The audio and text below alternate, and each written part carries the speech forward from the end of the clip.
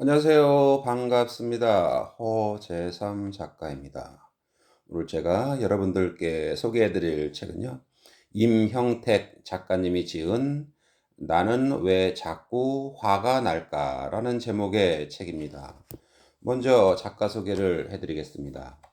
임형택, 한의학 박사, 경희대학교 학의과대학 외래 교수이자 한의학 박사인 임영택 원장은 한방신경정신과라는 말조차 생소하던 때부터 이 분야에 매진하여 현재 신사동 자하연 한의원에서 15년째 한방신경정신과를 운영하고 있다.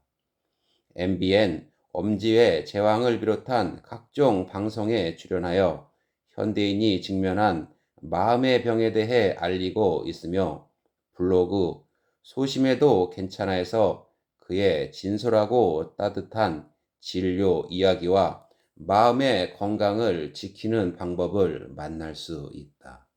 네, 그럼 머릿말을 한번 보겠습니다. 착한 사람들의 병, 화병. 화병 나서 못 살겠다.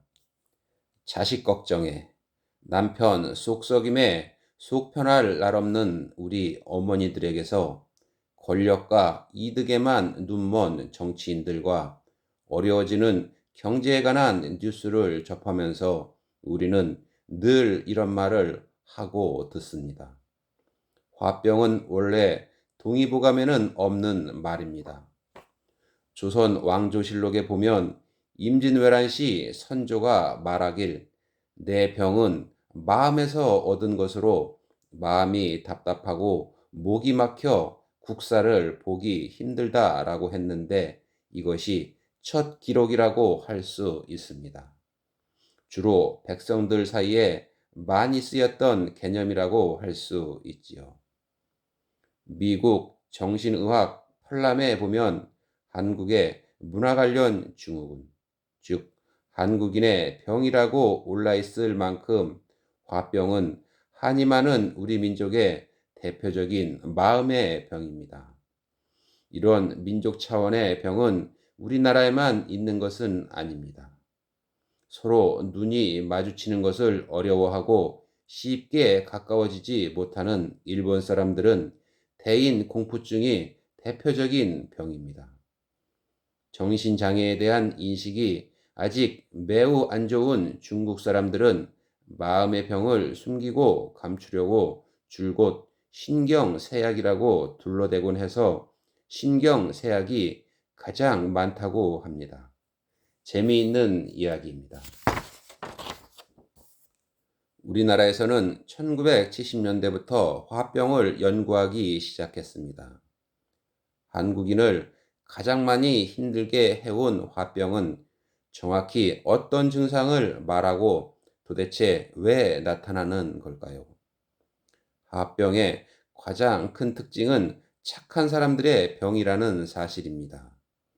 참아서 생기는 병이기 때문이지요.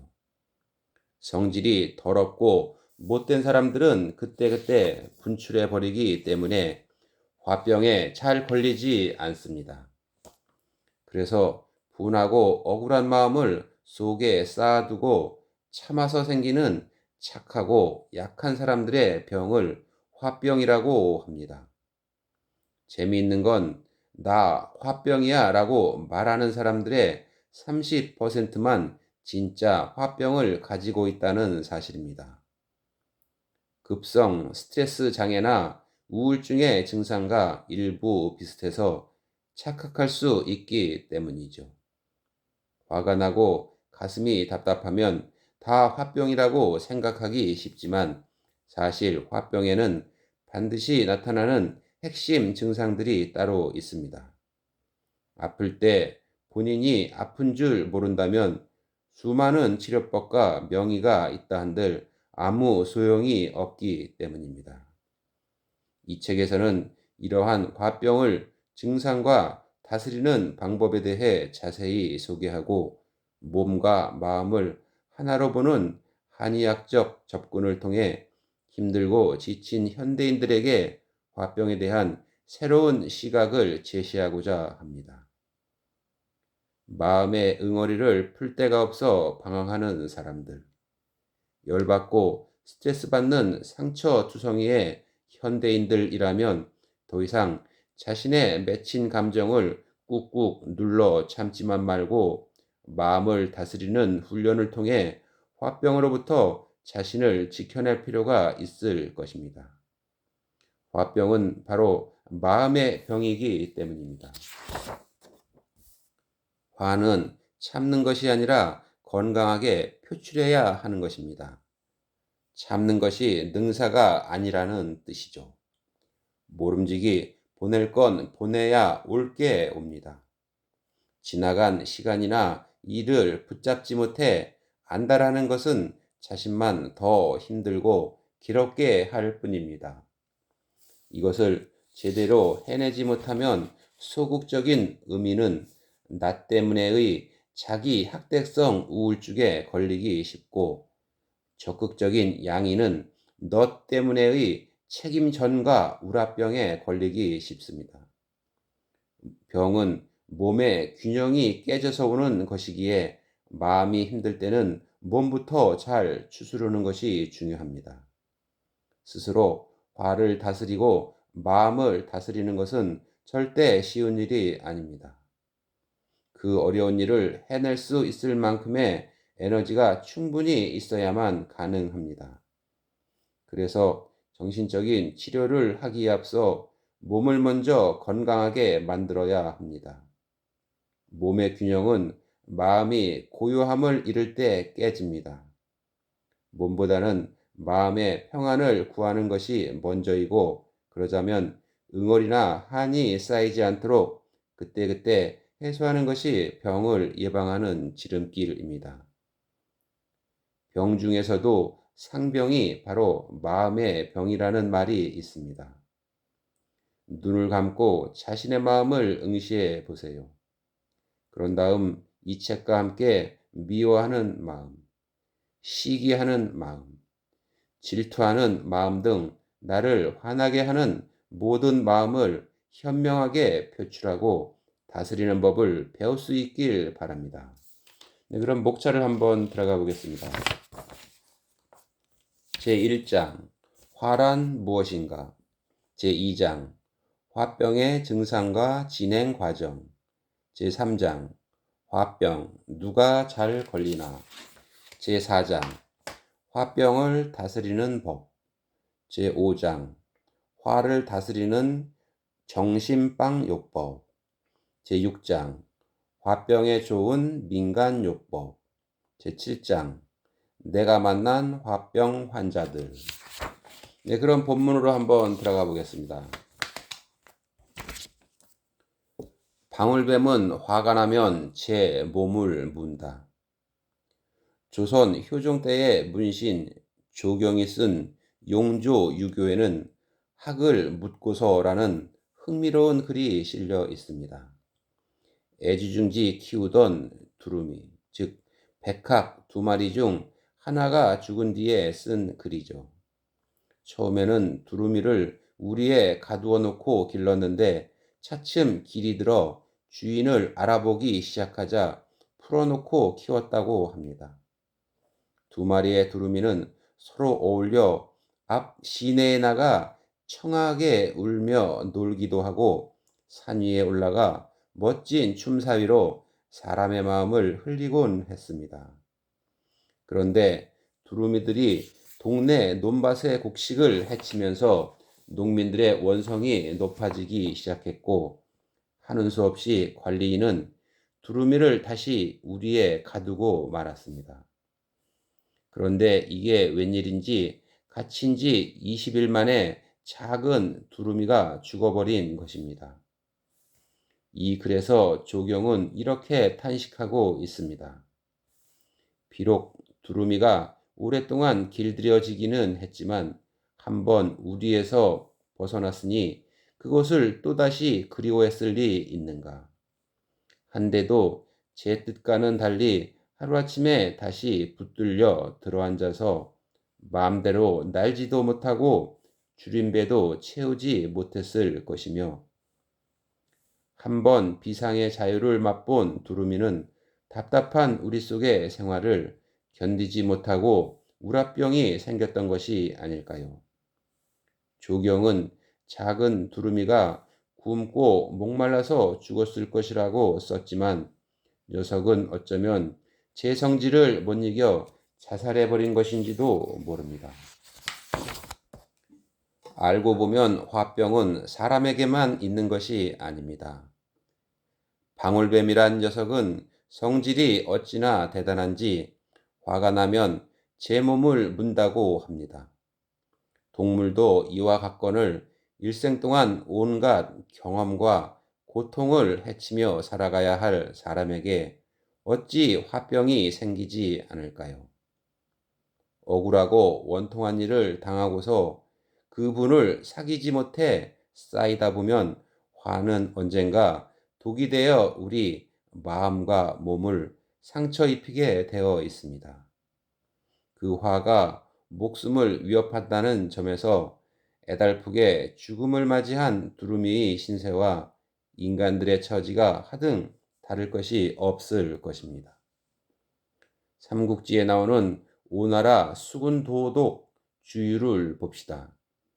조인과의 전투에서 화살을 맞은 주유는 의사로부터 몸이 회복될 때까지는 절대 화를 내지 말라는 경고를 듣습니다. 하지만 난다 긴다 하던 그도 총나라의 제갈량에게는 번번이 당하기만 하니 불같이 치미는 분노를 어찌 참을 수 있었을까요? 화를 참을 수 없었던 그는 제갈량을 저주하며 피를 토하다가 36세라는 젊은 나이에 생을 마감하고 맙니다. 최근 계속되는 불안과 혼돈 속에 자살이 잇따르는가 하면 우라병으로 병원을 찾는 사람이 부쩍 늘고 있습니다. 얼마나 힘들면 소중한 목숨을 버리고 마음에 깊은 병을 얻기도 하는 것일까요? 안타까움이야 이루 말할 수 없지만 좀 더 현명하고 슬기롭게 화를 다스리는 법을 알았더라면 얼마나 좋았을까.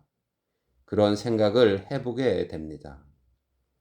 삼국지를 읽으면서 스스로 주유를 어떻게 평가했던가 되짚어볼 일이지요. 화를 내는 행위는 얼핏 생각하면 상대방에게 상처를 주는 일처럼 보입니다. 하지만 결국은 방울뱀처럼 화내는 사람 자신이 더 많은 상처를 입게 됩니다. 너, 나 할 것 없이 마음을 다스려야 할 시점입니다.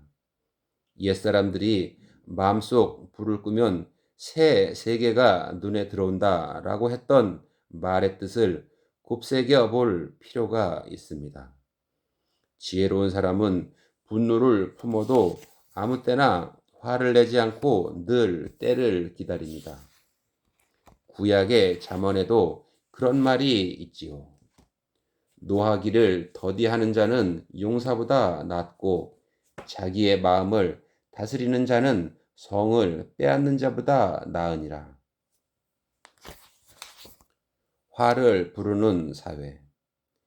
미국에는 풍선 술집이라는 이색 술집이 있다고 합니다.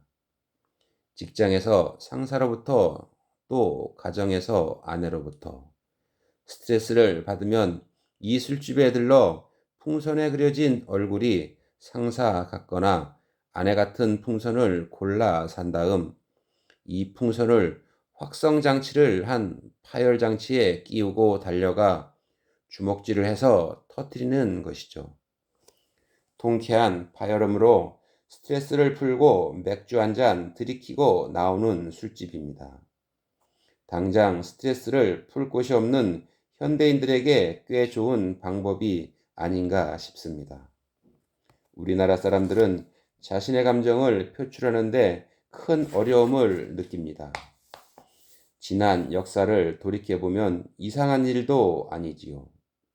삼강오륜에 억눌리고 가부장에 억눌리고 반상에 억눌리고 관건에 억눌리고 남존 여비에 억눌리고 조상에게 억눌리고 시어머니에게 억눌리고 가난에 억눌려 살아온 세월입니다. 먹고 사는 것이 조금 나아졌다고 하여 다르지 않습니다. 모난돌이 정 맞는다는 속담은 개개인의 솔직한 감정을 표현하는 것이 사회에 악을 미치는 행위처럼 보여지게 만들고 참고 참는 것만이 미덕인 것처럼 포장되어 왔습니다. 그렇게 자신의 감정을 억누르고 의견을 숨기며 살아오는데 익숙해졌으니 화를 내어야 할 때 내지 못하고 쌓이면서 생겨난 것이 바로 화병인 것입니다. 한국은 한이 많은 나라라고들 합니다. 한이란 약하고 선한 자가 강한 자에게서 느끼는 열등 의식 또는 갈등 심리로 원한, 원망, 야속함, 미움, 질투 따위가 오래돼서 생기는 것이지요. 외세의 침략을 수없이 받는 과정에서 생겨나 경제적으로 가난하고 억울한 처지에서 살아온 계층 사람들의 마음 깊숙이 쌓이고 응어리진 감정이라고 할 수 있습니다. 한은 한국인에게는 수백 년 동안 내려온 마음속에 퇴적층을 이루는 감정입니다. 이는 약자의 욕망 억제, 패배의식, 좌절, 적개심, 체념 등의 감정적 복합체 또는 서름 덩어리로 개인을 넘어 집안과 민족적으로 전승되어 왔습니다. 한국인의 한과 화병. 한과 화병의 원인이 되는 생활 경험은 서로 비슷한 면이 많습니다. 이들 경험들은 때론 한으로 쌓이기도 하고 화병으로 폭발하기도 합니다. 이처럼 한과 화병은 거의 같은 공통적 경험에서 나타나는 것인데 차이가 있다면 한은 오래전의 경험이기 때문에 어느 정도 극복하거나 체념하거나 잊은 비교적 과거의 감정으로 채로 덮여 있는 불과 같은 감정 반응이라고 할 수 있습니다. 화병은 과거뿐 아니라 현재에도 계속되는 경험으로 한에서와 같은 감정 반응이 체념하거나 극복하거나 잊지 못한 상태 또는 불안정하게 억제한 상태에서 나타나는 것입니다. 현재 불이 재에 덮여 있는 상태에서 연기가 나타나고 있는 것 같은 감정 상태라고 볼 수 있습니다. 그러므로 화병은 한의 연장선상에 있으며 보다 병리화된 것이라고 할 수 있습니다. 정신적인 스트레스에 대처하는 방법 중에서 체념은 가장 흔한 방법 중 하나지요. 외부의 힘이 지나치게 강할 때 자신의 탓으로 돌리거나 무시해 버리는 것. 그리고 그것을 참는 것은 사회를 유지하는데 어쩌면 꼭 필요한 요소인지도 모릅니다. 하지만 무작정 포기하고 체념하면서 참기를 반복하기보다는 그때그때 화를 건강하게 표출하는 법을 알았더라면 우리 사회가 더 건강하고 밝아지지 않을까 하는 아쉬움을 느끼곤 합니다. 화병이란 말 그대로 화의 병입니다. 화병의 원리는 간단합니다. 보통 건강한 사람은 아랫배가 따뜻하고 머리는 시원한 게 정상입니다. 심장에서 만들어진 뜨거운 기운은 아래쪽으로 내려가 배와 사지 말단을 따뜻하게 해주고 콩팥에서 만들어진 차가운 기운은 위쪽으로 올라가 심장과 머리를 시원하게 하는 것입니다. 그러나 화가 나고 분하고 원통한 마음을 오랫동안 참고 사귀다 보면 가슴 한가운데 기혈이 지나는 경락이 막혀 뜨거운 기운은 심장이 위치한 가슴에 뭉치거나 머리 쪽으로 치고 올라가고 차가운 기운은 아래쪽에만 머물게 됩니다. 네, 다음 시간에 다시 뵙겠습니다. 감사합니다.